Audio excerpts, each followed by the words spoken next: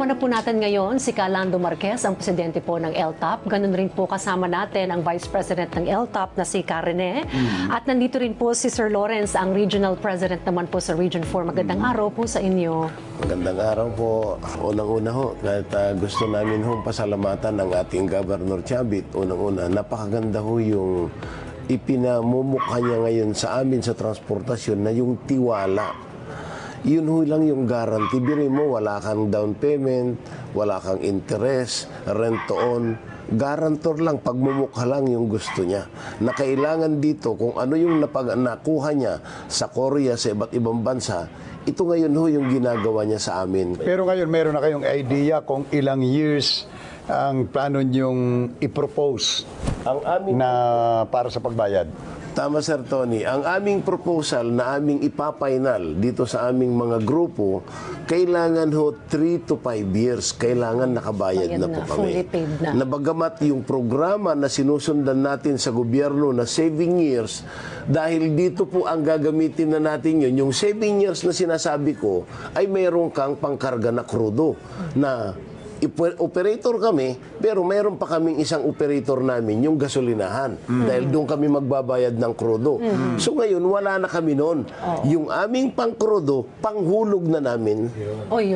Kaya wala na kaming problema. Yun ho yung napakalaking bagay na pinasasalamatan namin si Governor Chavit dahil imbis na pambayad namin sa maintenance na krudo namin para pumasada, pamhulog na namin sa aming obligasyon na pambayad sa kanya. Okay. Karine, ano yung inyong sistema na nabubuo na para sa pagbabayad nitong mga jeepney kasi na makukuha natin kay Gov? Ganito po, ma'am. Kasi halimbawa, binigyan na kami ng Gov ng 10 unit. Yung 10 unit. Yung 10 unit na yun, ida-dropping ang substitution. I-apply namin sa LTFR. Yung luma namin, i-alis namin. Papasok namin itong unit bago. Si Kooperatiba ang mag-ooperate noon. Kukuha kami ng driver. But yung everyday na income, ipapasok sa Coop. Si Coop ang ito yung panghulog, ito yung pang maintenance, ito yung pang bayad sa SS. Kasi merong PhilHealth, Pag-ibig, at saka ang mga driver. So, kumbaga yung mga benefits. May benefits. Tapos, yung pang maintenance. Ayun, yung sosobra doon, siyempre dapat meron yung operator. Kasi hindi naman pwede yung kaya hindi kami makuha-kuha nung una eh. Ayun ang pinoproblema ko. Kasi yung 2.8 million na halaga, parang si bangko lang ang mga bayad. Paano yung operator? Wala. Hindi. Paano kung doon siya kumuha ng pangbaon ng anak niya? Pagkain. Hindi, si bangko lang ang mababayaran namin. Pero yung nag-driving and substitution operator, wala. Hindi pwede yun. Kaya bantulot kami umutang. Once na ang nagpapatakbo, nagmamanage po kooperatiba, ano ang driver dito salary basis na? Yun po yung scheme po namin gagawin, yung salary basis na may incentive. Dahil kasi habang siya ay sumisipag, meron siyang incentive na ibibigay namin doon sa kikitain. Di ba? Meron siyang parang override, gano'n. Meron siyang bonus. So kung araw-araw na maganda yung kanyang kita dahil masipag, hindi yung pabanjing-banjing lang dahil ang inaantay lang niya matapos yung 8 oras. Bobiyahe, mayroong pasero ni wala, so sweldo siya. Dito ngayon ho, ay gagawa na kami ng performance basis na kailangan yung aming mga driver, turuan namin sila na palakihin yung kita para sila rin ay makikinabang din dito. So parang may porsyento pa sila doon sa kita nila. Yun yung aming iglalagay sa kasulatan na pinag-aaralan namin. Kung halimbawa naman ay hindi pwedeng isang driver na member ng LTOP ay maaring mag-substitute ang iba pang driver na miyembro rin ng naturang transport group.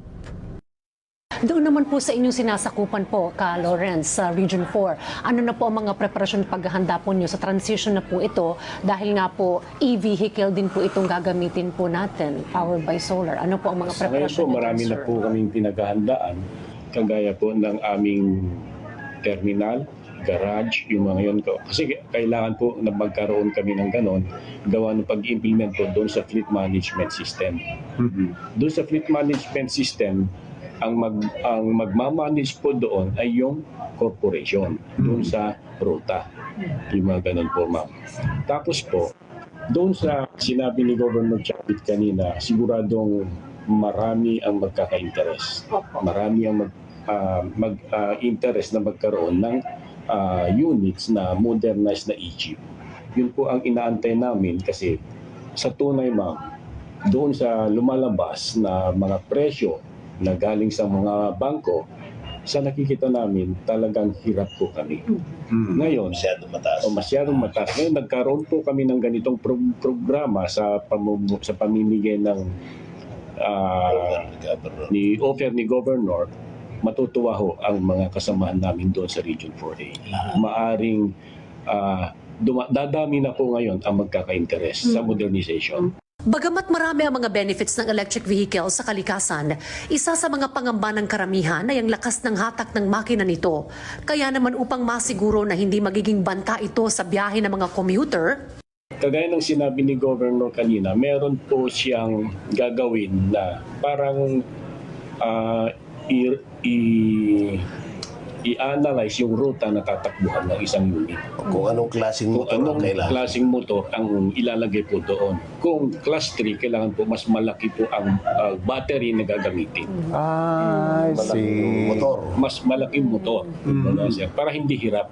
Kumbaga magdedepende sa lugar talaga ng biyahe. I-evaluate tayo. Malinaw. Okay. panghuli na lamang po kasi nabanggit kanina yung maraming ang magkakaroon ng interest dito. So sino-sino po yung mga mauuna to avail of this unit, sir? Dito ho, dahil yung usapan namin ni Governor na meron siyang unahin na parating dito na pagka umuki na kami doon sa specification dahil ipapainalize na yung pagtapos nila, yung mga nakalatag na ginagawa, mayroon 500. So pag-uusapan na rin namin kung alin yung mga priority dahil ako po, ang aking pagkaintindi, yung pong tinatawag na mass transport system na interconnectivity road system, mamimili kami yung mga volume na tao kung saan namin ilalagay at anong klaseng electric vehicle ang ilalagay namin doon para yung volume, yung pagload ng mga galing sa interior roads, papasok dito sa main road, kailangan ho magiging akma para hindi po mabalansyado, hindi po mawalaan ng public transport sa lugar. Sa usapin naman ng registration sa LTFRB, wala na rin po problemahin ng ating mga driver at commuter. Kailangan na lamang magkasundo ng mga transport groups kung anong klase ng electric vehicle ang aakma sa mga ruta at dami ng pasahero. Sa aming pagbabalik, makakasama rin natin si Assistant Secretary James Andres Milad ng Department of Transportations. Dito lang